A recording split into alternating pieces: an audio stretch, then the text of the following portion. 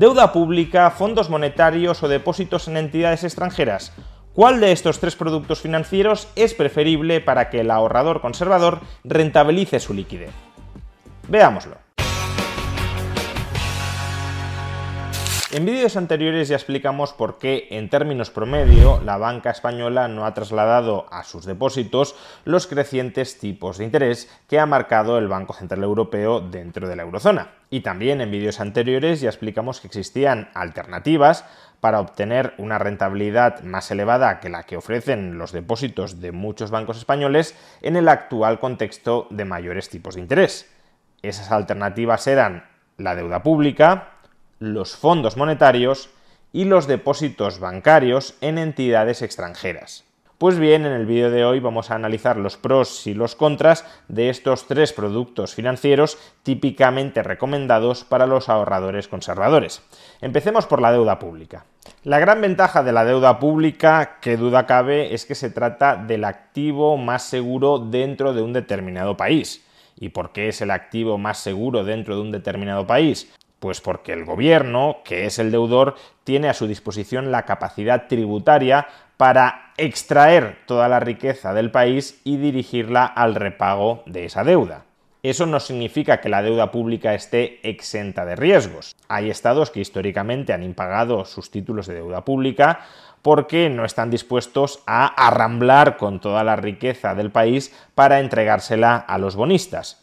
Y si están muy endeudados y no tienen ingresos suficientes, pueden optar por el default. A su vez, incluso la deuda pública que se va pagando con regularidad puede ser devorada por la inflación. Si los tipos de interés reales no son positivos, es decir, si el tipo de interés que paga la deuda pública no se ubica por encima de la inflación, entonces ese tipo real negativo va devorando el principal.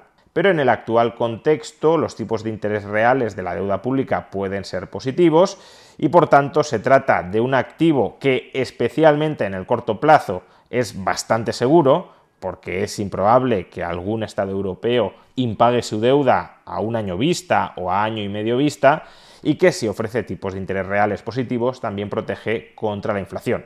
A su vez, es un activo muy negociable. Eso significa que si en algún momento tenemos necesidad de liquidez, será muy fácil revenderlo en el mercado y recuperar el capital invertido. La única precaución que hay que tener aquí es que si han subido mucho los tipos de interés respecto al momento en el que invertimos en la deuda pública, esa liquidación anticipada de la deuda pública se puede efectuar con una ligera pérdida. La pérdida puede ser muy considerable si es deuda pública a largo plazo, es mucho más pequeña si estamos hablando de deuda pública a corto plazo, pero en todo caso ese riesgo de pérdida por liquidación anticipada existe y hay que tenerlo presente. A su vez, otra ventaja de invertir en deuda pública, sobre todo si es deuda pública española, es que podemos hacerlo a través del Banco de España sin comisiones. Y si todo eso es así, ¿cuáles son los inconvenientes de invertir en deuda pública? Pues básicamente podríamos mencionar dos. Por un lado, la rentabilidad que ofrece la deuda pública puede ser algo inferior, como ahora veremos, a la que ofrecen los depósitos extranjeros o los fondos monetarios. Y por otro lado, la deuda pública, si es a más de un año, es decir, no letras del Tesoro, sino obligaciones y bonos del Estado, está sometida a retenciones fiscales.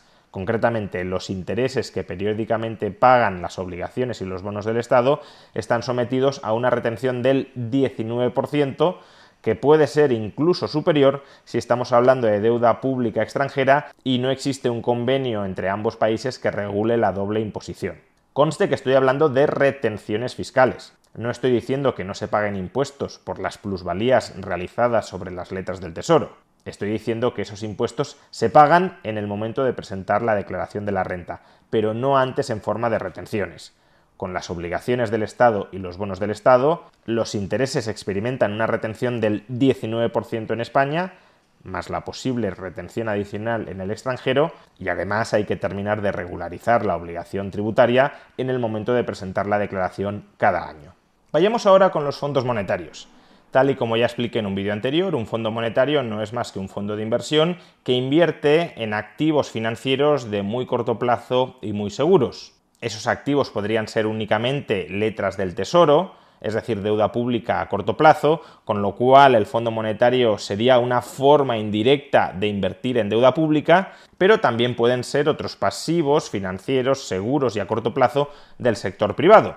¿Eso qué significa? Pues que la rentabilidad promedio que pueden ofrecer los fondos monetarios puede ser más alta que la que ofrece la deuda pública, porque no solo tienen por qué invertir en deuda pública, sino también en otros activos que pueden dar más rentabilidad, pero al mismo tiempo que su riesgo, siendo bajo, el riesgo de los fondos monetarios es muy bajo, aún así es un riesgo algo superior al de la deuda pública. Otra ventaja de los fondos monetarios es que los podemos liquidar en cualquier momento prácticamente sin ninguna penalización. Es decir, que podemos disponer, con un cierto preaviso de 1 o 2 días, podemos disponer de la liquidez en cualquier momento sin coste.